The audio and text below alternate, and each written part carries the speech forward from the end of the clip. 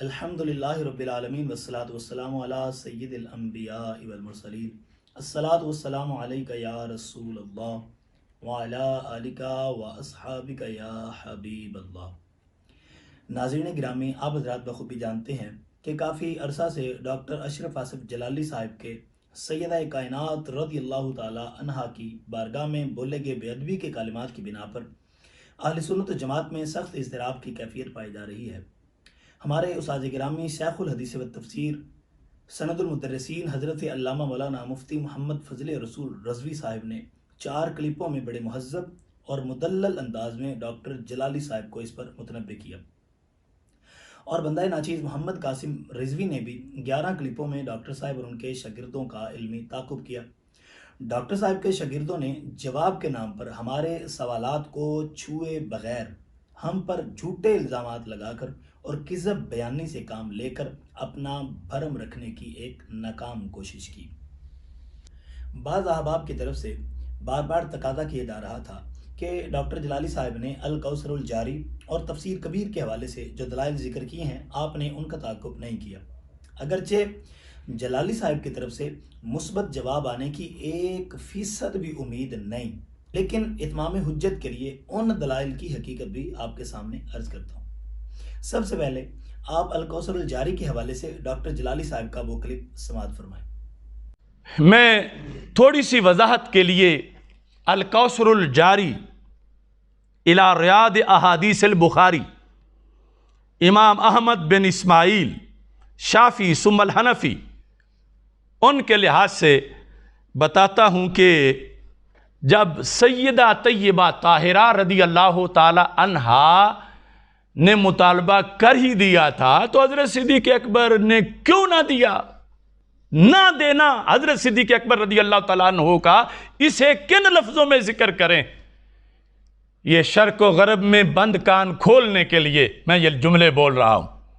صفحہ نمبر 88 جلد نمبر 6 قلت لم یکن فعل ابی بکر رضی اللہ تعالی عنہ معہا، ہاں کا مرجع سیدہ طیبہ طاہرہ رضی اللہ تعالی عنہ، لم یکن فعل ابی بکر ایذاء شرعا، یعنی مطالبہ نہ مان کے، مال نہ دے کے، فدق نہ دے کے، کہتے ہیں کہ یہ حضرت صدیق اکبر رضی اللہ تعالیٰ عنہ نے انہیں کوئی اذیت نہیں دی، شرعی طور پر انہیں کوئی اذیت، سیدہ طیبہ طاہرہ رضی اللہ تعالی عنہا کو کوئی اذیت نہیں دی۔ کیا ہے پھر یہ عمل، اس کو کیا کہیں گے؟ کہتے ہیں فَإِنَّهُ دَلَّهَا عَلَى الصَّوَابِ، اِنَّهُ صدیق اکبر رضی اللہ تعالی عنہ نے دَلَّهَا، دَلَّ يَدُلُّ رہنمائی کرنا، رہنمائی کی سیدہ طیبہ طاہرہ رضی اللہ تعالی عنہا، سیدہ فاطمہ رضی اللہ تعالی عنہا کی رہنمائی کی، کدھر؟ علی الصواب، درست نظریے پر، دلہا علی الصواب،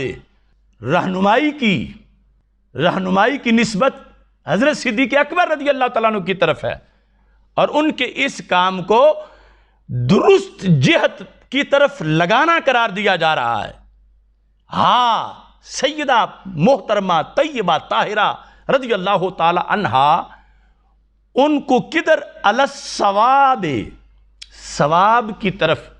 یہ ایذا نہیں تھی، یہ تو رہنمائی تھی، سیدہ پاک کی رہنمائی ثواب کی طرف۔ اب میں پھر اپنی زبان سے لفظ نہیں بولوں گا، لیکن ان لوگوں کو دعوت فکر دیتا ہوں کہ جب یہ ثواب ہے، درست فدق نہ دینا، تو اب دوسری جانب جو ہے ثواب سواد والا، اس کے مقابلے میں لفظ کیا ہوتا ہے کہ جو جہت سیدہ سے چھڑا کے انہیں اس جہت میں لے آئے، حضرت صدیق اکبر رضی اللہ تعالی عنہ۔ اب یہ امام کہتے ہیں وَلَوْ أَجَابَهَا الى سوالہا، اگر صدیق اکبر رضی اللہ تعالی عنہ بھی وہی کر دیتے جو وہ مطالبہ فرما رہی تھیں تو کیا ہوتا؟ کہتے ہیں کان معصیتن، پھر معصیت ہو جاتی.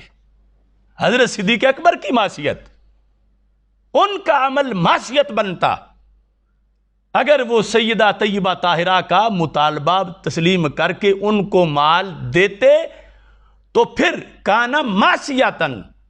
اور وہ کہتے ہیں من وجہین، دو وجہ سے معصیت تھی، دو وجہ سے. الاول مخالفات امر رسول اللہ صلی اللہ علیہ وسلم و ابطال صدقات ہی، کہ اس لیے معصیت بنتی کہ اللہ کے رسول علیہ السلام کے حکم کی خلاف ورزی ہو گئی ہے. تو وہاں تو یہ تو نہیں دیکھا جائے گا کہ انہی کی بیٹی کے کہنے پر کیا ہے، وہاں تو پہلے یہ دیکھا جائے گا کہ ان کا اپنا حکم کیا تھا. تو معصیت ہوتی کہ سرکار کے حکم کی خلاف ورزی ہو جاتی. اور پھر وَإِبْطَالُ صَدْقَاتِهِ، سرکار کے صدقے کا ابطال لازم آتا. الثانی، یہ جملے ہیں طہارت سیدہ کے لیے قلعے کی حیثیت میں اور قیامت تک کے سیدوں کی عظمت کے تحفظ کے لیے. کیا الثانی کیوں نہیں دیا؟ دیتے تو معصیت ہو جانی تھی. حالانکہ اگر دے دیتے تو ان کے خلاف تو آج بھونکنے والے نہ بھونکتے، مگر نقصان کیا ہوتا؟ مقدس آل کے طرف لقمہ حرام چلا جاتا. الثانی انہو ما کان یعطی لفاطمہ مالا حراما بلا خلاف. صدیق اکبر حضرت طیبہ فاطمہ رضی اللہ تعالی عنہ کو حرام مال کیسے دے سکتے تھے؟ جس کو شریعت نے مال حرام کہا ہو. تو یہ تھی غیرت صدیق اکبر کی کہ تمہارے ابا جان نے مجھے تیار کیا اور میں تمہارے تقدس کو جانتا ہوں اور مجھے پتا ہے کہ یہ تمہارے شایان شان نہیں اس طرح ملکیت کے دینے کے لحاظ سے. لہٰذا اگر صرف یہ لحاظ کرتے ہوئے کہ سیدہ پاک نے فرمایا دے دیتے تو ادھر معصیت ہو جاتی، سرکار ناراض ہوتے، خلیفہ تم تھے تو تم نے میری ہی آل کے لیے مال حرام خود اپنے ہاتھوں سے دے دیا. تو اس بنیاد پر حضرت صدیق اکبر رضی اللہ تعالیٰ عنہ نے نہ دے کے مقدس گھرانے کی تقدیس پہ پہرا دیا. مقدس آل کے لحاظ سے مال کا جو تقاضا تھا خود گالی آج بھی کھا رہے ہیں سیدنا صدیق اکبر رضی اللہ تعالی عنہ، لیکن آل پاک کے لیے نامناسب لقمہ نہیں جانے دیا کیونکہ سرکار کے خلیفہ ہیں، وہ سیٹ پہ بیٹھے ہیں، کل جواب دینا ہے سرکار کو. اگر مان جاتے تو معصیت تھی، نہیں مانا تو رہنمائی کی ثواب کی طرف. ناظرین گرامی، آپ نے سنا کہ ڈاکٹر جلالی صاحب الکوثر الجاری کی اس عبارت کو اپنے بولے ہوئے بے ادبی کے کلمات کی دلیل بنا رہے ہیں. پہلی بات تو یہ کہ ڈاکٹر جلالی صاحب کی تائید سے اس عبارت کا دور کا بھی تعلق نہیں. جلالی صاحب نے غیر مناسب انداز میں مطلق خطا کی اور غلطی کی نسبت سیدہ کائنات رضی اللہ تعالیٰ عنہ کی طرف کی تھی. ایک جگہ پر انہوں نے کہا تھا کہ خطا پر تھیں، جب مانگ رہی تھیں خطا پر تھیں، اور دوسری جگہ کہا تھا کہ غلطی ہو گئی، معصوم نہیں تھی. اس پر ادب والے اور صحیح العقیدہ علماء کرام کا اعتراض یہ تھا کہ یہ الفاظ اور یہ انداز بیان سیدہ کائنات رضی اللہ تعالیٰ عنہ کی شان کے مناسب نہیں ہے، یہ بے ادبی پر مشتمل ہے، اس سے رجوع لازم ہے. اگر بالفرض الکوثر الجاری کی اس عبارت میں یا کسی اور گزشتہ اکابر علماء کرام کی عبارت میں بیان ہی وہ الفاظ بھی ہوتے جو ڈاکٹر جلالی صاحب نے استعمال کیے تھے، تب بھی وہ جلالی صاحب کی دلیل نہ بنتے. ان اکابر کے حسن عقیدہ اور ادب و احترام کے پیش نظر ہم یہی کہتے کہ عدم توجہ سے ان سے یہ الفاظ صادر ہوئے ہیں. اللہ تعالیٰ انہیں معاف فرمائے گا، مگر اس کو سیدہ کائنات رضی اللہ تعالیٰ عنہ کی بے ادبی کے لیے ہرگز دلیل نہ بناتے. مثال کے طور پر مدینہ منورہ کے لیے لفظ یثرب کا استعمال کرنا ادب کے خلاف ہے اور منع ہے، اور حضور سیدی اعلیٰ حضرت رضی اللہ تعالیٰ عنہ فتاوی رضویہ شریف میں فرماتے ہیں کہ مدینہ طیبہ کو یثرب کہنا ناجائز اور ممنوع ہے. لیکن اس لفظ یسرب کے ممنوع ہونے کے باوجود بعض اکابر نے بھی اس لفظ کا استعمال کیا۔ حضور اعلیٰ حضرت رحمۃ اللہ تعالیٰ علیہ فتاوی الرضویہ شریف جلد نمبر 21 صفحہ نمبر 118 پر فرماتے ہیں، بعض اشعار اکابر میں کہ یہ لفظ واقع ہوا، ان کی طرف سے عذر یہی ہے کہ اس وقت اس حدیث و حکم پر اطلاع نہ پائی تھی۔ جو مطلع ہو کر کہے اس کے لیے عذر نہیں۔ بالفرض اگر ڈاکٹر صاحب اور ان کے حوالی کہیں سے کسی معتمد علیہ عالم کے ان الفاظ والی عبارت تلاش کر لیتے تو ہم یہی کہتے کہ وہ بزرگ عدم توجہ کی بنا پر یہ لفظ استعمال کر گئے ہیں، مگر آپ کے لیے عذر نہیں ہے۔ آپ نے تو تنبیہ کے باوجود اس بات کو اپنی انا کا مسئلہ بنا لیا ہے۔ آپ نے دفاع معصومیت کانفرنس نامی کلپ میں یہ کہا کہ میں پھر کہتا ہوں، میں نے جو لفظ بولا تھا وہ سبقت لسانی کی وجہ سے نہیں، عظمت ایمانی کی وجہ سے بولا تھا۔ اور عقیدہ معصومیت کانفرنس والے کلپ میں آپ نے کہا کہ یہ سبقت لسانی سے نہیں، مسئلہ ایمانی سے نکلا ہے اور فکر قرآنی سے نکلا ہے، تو کیسے بدلوں؟ اب یہ الگ بات ہے کہ ایک طرف آپ اسے مسئلہ ایمانی اور فکر قرآنی بھی کہتے ہیں، اور دوسری طرف آپ لوگوں کو آئندہ اس لفظ کے بولنے سے منع بھی کرتے ہیں، یعنی آپ بقول خود لوگوں کو مسئلہ ایمانی اور فکر قرآنی سے منع کرتے ہیں۔ اور دوسری بات یہ ہے کہ آپ پر اعتراض تو یہ تھا کہ آپ نے سیدہ کائنات رضی اللہ تعالیٰ عنہ کے لیے مطلق خطا کا اور غلطی کا لفظ استعمال کیا ہے۔ یہ بات نہیں تھی کہ اہل بیت اطہار اور سیدہ کائنات رضی اللہ تعالیٰ عنہ سے اجتہادی خطا کا صدور ممکن ہے۔ یہ بحث بھی نہیں تھی کہ بعض مسائل میں اہل بیت اطہار سے خطا کا صدور ہوا ہے یا نہیں۔ بات صرف یہ تھی کہ مطلق خطا اور غلطی کی نسبت سیدہ کائنات رضی اللہ تعالیٰ عنہ کی طرف اس انداز سے کرنا بے ادبی ہے۔ آپ کہہ رہے ہیں کہ صاحب الکوثر الجاری نے کہا فَإِنَّهُ دَلَّهَ عَلَى الصَّوَابِ کہ حضرت صدیق اکبر رضی اللہ تعالیٰ عنہ نے سیدہ کی صواب کی طرف رہنمائی کی۔ ڈاکٹر جلالی صاحب آپ نے اپنے زور بیان سے الکوثر الجاری کی عبارت کا یہ مطلب نکالا کہ فَإِنَّهُ دَلَّهَ عَلَى الصَّوَابِ کا مفہوم یہ ہے کہ سیدہ کائنات رضی اللہ تعالیٰ عنہ ثواب کے مقابل والی جہت یعنی ناثواب جہت پر تھی، دوسرے الفاظ میں خطا پر تھی، اور حضرت سیدنا صدیق اکبر رضی اللہ تعالیٰ عنہ نے سیدہ کائنات رضی اللہ تعالیٰ عنہ سے وہ جہت چھڑوا کر ان کو ثواب والی جہت پر لگا دیا۔ بالفرض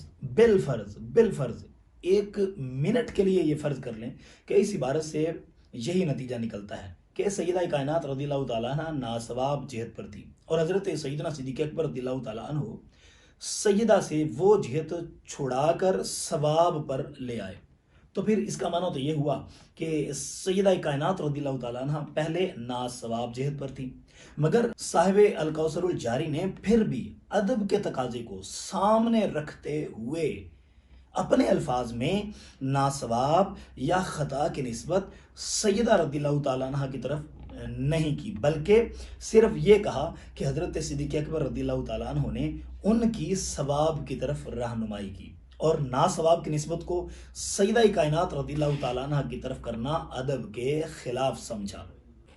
جلالی صاحب مگر آپ نے تو بار بار سری الفاظ میں مطلق خطا اور غلطی کی نسبت سیدہ کائنات رضی اللہ تعالیٰ عنہ کی طرف کی ہے، لہذا اس عبارت کا آپ کی بے ادبی والی عبارت سے کیا تعلق ہے؟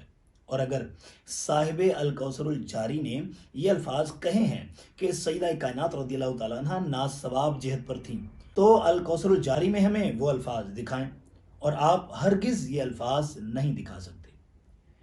ناظرین، اب تک میری ساری گفتگو کا حاصل یہی تھا کہ اگر بالفرض ڈاکٹر جلالی صاحب کی بات مان لیں کہ اس عبارت سے یہی معنی سمجھ میں آتا ہے کہ سیدہ کائنات رضی اللہ تعالیٰ عنہ ناثواب جہت پر تھی، پھر بھی یہ عبارت ہرگز ان کی تائید نہیں بن سکتی، اور ڈاکٹر جلالی صاحب کے انداز بیان اور ان کے الفاظ اور الکوثر الجاری کی عبارت میں زمین آسمان کا فرق ہے۔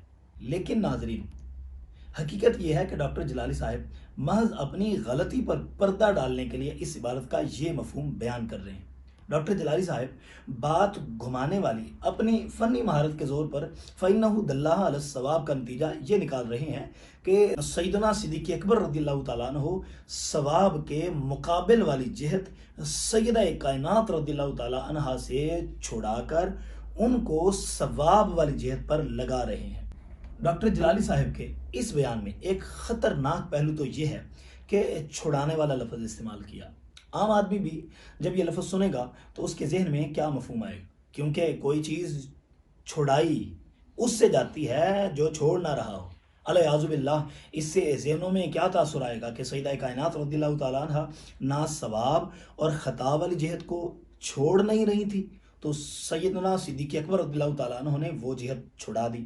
کیا اپنی طرف سے عبارات علماء کا غلط مفہوم نکال کر بے ادبی کے تاثر کو پھیلانا اسی کا نام خدمت دین ہے؟ دین، ادب، عشق اور محبت کا سبق تو ہمیں حضور سیدی محدث اعظم پاکستان رحمۃ اللہ تعالیٰ علیہ جیسے اکابر سے ملتا ہے کہ جب حدیث کے الفاظ سامنے آتے ہیں وَأَيْمُ اللَّهِ لَوْ أَنَّ فَاطِمَةَ بِنْتَ مُحَمَّدٍ سَرَقَتْ لَقَطَعْتُ يَدَهَا، تو ترجمہ و تشریح میں ایسا انداز اختیار فرماتے کہ ایمان تازہ ہو جاتا ہے۔ میں ڈاکٹر جلالی صاحب سے پوچھتا ہوں کہ لغت کی کس کتاب میں دلہ کا معنی یہ لکھا ہے کہ ایک جہت چھوڑا کر اس کے مقابل والی جہت پر لگا دینا؟ آپ نے خود شروع میں بیان کیا کہ دلہ یدلو کا معنی رہنمائی کرنا ہے۔ ایک عام آدمی سے پوچھئے کہ ایک شخص دوراہے پر کھڑا ہو اور دوسرے شخص اس کی رہنمائی کرے اور اسے بتائے کہ یہ راستہ تمہاری منزل کی طرف جاتا ہے، تو کیا اس کا یہ معنی ہوگا کہ پہلا شخص غلط راستے پر چل رہا تھا، دوسرے شخص نے غلط راستہ چھڑوا کر اس کو صحیح راستے پر چلا دیا؟ نہیں، بلکہ اس کا معنی یہی ہوگا کہ اس شخص نے دو راہے پر کھڑے ہوئے شخص کی درست راستے کی طرف رہنمائی کر دی اور اس کو صحیح راستہ بتا دیا۔ اس عبارت کا یہ معنی بیان کرنا کہ سیدہ کائنات رضی اللہ تعالیٰ عنہ نا ثواب جہت پر تھی اور یہ جہت چھڑا کر ان کو ثواب والی جہت پر لگا دیا، یہ جلالی صاحب کے اپنے ذہن کی اختراع ہے، لغت میں اس کا وجود نہیں۔ میں آپ کے سامنے صحیح البخاری رقم الحدیث 1397 پیش کر رہا ہوں۔ حضرت سیدنا ابو ہریرہ رضی اللہ تعالیٰ عنہ راوی ہیں، فرماتے ہیں کہ ایک اعرابی نبی پاک علیہ السلام کی بارگاہ اقدس میں حاضر ہوا اور اس نے عرض کیا دلنی علی عمل اذا عملتہ دخلت الجنہ، یا رسول اللہ صلی اللہ علیہ وسلم مجھے ایسے عمل کی طرف رہنمائی فرمائیں کہ جب میں وہ عمل کروں تو جنت میں داخل ہو جاؤں۔ آپ نے اس کی رہنمائی فرمائی اور جب وہ واپس جانے لگا تو آپ نے فرمایا من سرہ ان ینظر الی رجل من اہل الجنت فلینظر الی ھذا، جو شخص کسی جنتی شخص کو دیکھنا چاہتا ہے تو وہ اسے دیکھ لے۔ اب میرا ڈاکٹر جلالی صاحب سے سوال ہے کہ اس اعرابی صحابی نے بھی یہی دلہ یدلو کے باب سے لفظ عرض کیا، دلنی علی عمل اذا عملتہ دخلت الجنہ۔ الکوثر الجاری میں دلہ علی الثواب ہے اور یہاں علی الثواب کی جگہ علی عمل اذا عملتہ دخلت الجنہ ہے۔ جنت میں لے جانے والا عمل اور اس کا مقابل جہنم میں لے جانے والا عمل، جلالی صاحب آپ کے بقول تو اس کا معنی یہ ہوگا کہ وہ صحابی عرض کر رہے ہیں کہ میں اس وقت جہنم والے عمل پر ہوں اور آپ یہ عمل چھڑوا کر مجھے جنت والے عمل پر لگا دیں۔ حالانکہ وہ صحابی اس وقت کیا عمل کر رہے تھے؟ جنت کے مالک صلی اللہ علیہ وسلم سے جنت میں لے جانے والے اعمال کے متعلق پوچھ رہے تھے۔ کیا الیاذ باللہ اس وقت وہ جہنم والے عمل پر تھے؟ نہیں، بلکہ وہ اس وقت اس بارگاہ میں حاضر تھے جس بارگاہ پر جنتیں بھی نثار ہیں۔ آئیے ایک اور حدیث پاک پیش کرتا ہوں۔ صحیح مسلم شریف رقم الحدیث 1893 میں حضرت ابو مسعود انصاری رضی اللہ تعالیٰ عنہ روایت کرتے ہیں کہ ایک شخص نے بارگاہ رسالت میں عرض ہو کر عرض کیا کہ میرے پاس جہاد کے لیے سواری نہیں ہے، آپ مجھے سواری عنایت فرمائیں۔ تو آپ نے فرمایا ما عندی، میرے پاس اس وقت سواری موجود نہیں ہے۔ تو ایک شخص نے عرض کیا یا رسول اللہ صلی اللہ علیہ وسلم انا ادلہ علی من یحملہ، میں اس کی رہنمائی اس شخص کی طرف کرتا ہوں جو اسے سواری دے گا۔ تو رسول اللہ صلی اللہ علیہ وسلم نے فرمایا من دل علی خیر فلہ مثل اجر فاعلہ، جو شخص کسی کی خیر کی طرف رہنمائی کرے تو اس شخص کو خیر کے فاعل کی مثل اجر ملے گا۔ جلالی صاحب، میرا آپ سے سوال ہے کہ یہاں سواری طلب کرنے والے کی رہنمائی کرنے والے کے متعلق حضور نبی کریم صلی اللہ علیہ وسلم نے فرمایا من دل علی خیر، اور خیر کا مقابل شر ہے، تو آپ کے خود ساختہ معنی کے مطابق تو لازم آیا کہ جہاد کے لیے سواری طلب کرنے والا شر پر تھا اور رہنمائی کرنے والے صحابی نے اس کی خیر کی طرف رہنمائی کی، حالانکہ کوئی طالب علم بھی حدیث کا یہ معنی نہیں کرے گا، اور آپ تو کنز العلماء کہلواتے ہیں، اس کے باوجود آپ ایسا معنی بیان کر رہے ہیں۔ ناظرین، حدیث اور لغت عرب سے اس کی کثیر مثالیں پیش کی جا سکتی ہیں۔ جو شخص ضد اور اناد سے خالی ہے وہ بخوبی جان لے گا کہ الکوثر الجاری کی اس عبارت کا ہرگز یہ مطلب نہیں ہے کہ سیدہ کائنات رضی اللہ تعالیٰ عنہ ناصواب جہت پر تھی اور خطا پر تھی، اور سیدنا صدیق اکبر رضی اللہ تعالیٰ عنہ نے وہ جہت چھڑوا کر آپ کو ثواب والی جہت پر لگا دی۔ الکوثر الجاری کی اس عبارت کا ادب والا مفہوم تو یہ ہے کہ سیدہ کائنات رضی اللہ تعالیٰ عنہ کے پیش نظر اس وقت وہ حدیث پاک نہ تھی۔ حضرت سیدنا صدیق اکبر رضی اللہ تعالیٰ عنہ نے وہ حدیث سیدہ کائنات رضی اللہ تعالیٰ عنہ کو سنا کر ان کی ثواب کی طرف رہنمائی فرمائی، اور اس بات کا اعتراف خود ڈاکٹر جلالی صاحب نے بھی اپنے متنازع بیان میں کیا ہے۔ ڈاکٹر صاحب کے الفاظ یہ ہیں، لیکن جب آگے حدیث آئی تو ان کی یہ شان ہے کہ جن کے جگر کا ٹکڑا ہیں ان کی حدیث سن کر سرے تسلیم خم کیا۔ جو حدیث سیدہ کائنات رضی اللہ تعالیٰ عنہ کے پیش نظر نہ تھی، حضرت سیدنا صدیق اکبر رضی اللہ تعالیٰ عنہ نے وہ حدیث سیدہ کائنات رضی اللہ تعالیٰ عنہ کو سنا کر رہنمائی کی، اسی کو صاحب الکوثر الجاری نے فَإِنَّهُ دَلَّهَا عَلَى الصَّوَابِ سے تعبیر کیا ہے۔ ڈاکٹر جلالی صاحب اپنی بے ادبی کو چھپانے کے لیے اکابر علماء کرام پر بھی الزام تراشی کر رہے ہیں۔ اللہ تعالیٰ ہدایت نصیب فرمائے۔ انشاءاللہ العزیز اگلے کلپ میں آپ کے سامنے تفسیر کبیر کی عبارت کے حوالے سے گفتگو کی جائے گی۔ وما علینا الا البلاغ المبین۔